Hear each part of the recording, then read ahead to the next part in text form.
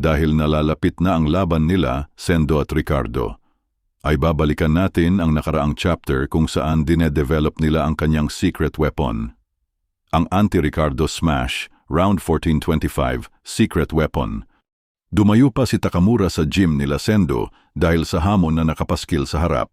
Mukhang gaya ka pa rin ng dati Sendo, pero ako ang pinakamalakas sa mundo. Mukhang totoo yan, pero sana wag ka mahihiya sa akin. At naghahanda na si Sendo. At habang hindi pa nakakaporma si Takamura ay binigla niya ito. Smash? Nakita ko na yan nung nakaraan.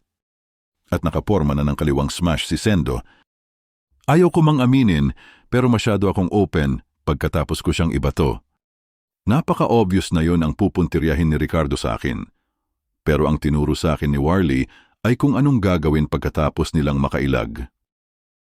Biglang tinigil ni Sendo ang smash sa dulo, sakto sa field of vision ni Takamura. Kita ang strain sa mga ugat ni Sendo. Pagkatapos ng maiksing delay ay pumurma ng kanan si Sendo. Isang follow-up right ang sumunod. Pero nailagan ulit ito ni Takamura, pero sa pangalawang pagkakataon ay iniharang muli ni Sendo ang nagmintis na kanan sa vision ni Takamura. Muntik na ako sa pangalawa, decoy lang pala ang smash. Ang tunay niyang layunin ay ang kanan. Pero huli na nang napansin ni Takamura ang pangatlong suntok. Isang smash, ang gumulat kay Takamura, sakto sa panga ang tirada ni Sendo. Pati yung kanan decoy lang, bawat suntok pinipigilan niya ng sunod-sunod para makaset up ng smash sa blind spot. Nayanig si Takamura sa smash at nakatamo ng pinsala. Sa Kamogawa Gym naman ay nag-i-sparring si Kimura at ang bata ni Ippo na si Taihei. Master, nakatama ako ng isa, huwag kang tatalikod sa gitna ng spar. At habang nagaganap ang sparring, napalingon si Ippo at iniisip kung saang lupalop na padpad si Takamura.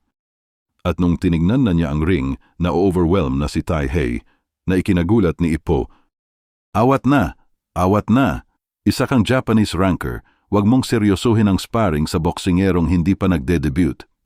Ayos lang ako, Master. Nagpipigil siya sa mga suntok niya. Talaga? Oo naman. Hindi ako isip bata na madaling mapikon. Sino ako sa tingin mo? Wika ni Kimura. May malaking diferensya sa lakas at sa timbang. Aba, syempre hindi talaga siya maiinis doon. Pero ibang usapan naman kay Takamura. Nag-aalboroto ito sa gym nila Sendo dahil nakatamo ng smash sa panga. Tigil na. Di mo pwede gawin yan. Huwag ka mapipikon sa mas mababa sa'yo ng timbang. At lahat na ng tao sa gym ay inaawat na si Takamura. Tapos na ang sparring, tigil na. Pero pati si Sendo ay hindi na rin nakapagpigil at binigyan ng flying kick si Takamura. Isang sipa? Sa tingin mo mas may tsansa ka sa away kanto? Tanong ni Takamura. Aba, oo naman, isa kang gunggong. Sagot ni Sendo. Aba, di mo alam ba mas gunggong ka? Rebat ni Takamura at nagwawala na ang dalawa sa gym. Halos lahat ng umawat ay nakahandusay sa loob ng ring habang nagse-celebrate si Takamura.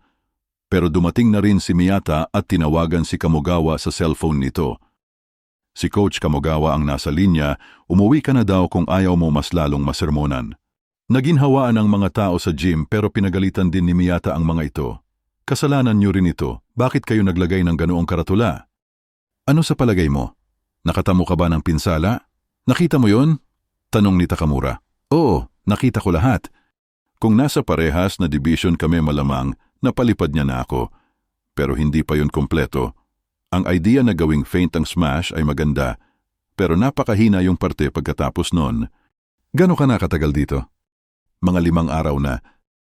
Tulungan mo pa siya. At ikaw, Takamura, ano plano mo? Nasa paglalakbay ako para sa karunungan.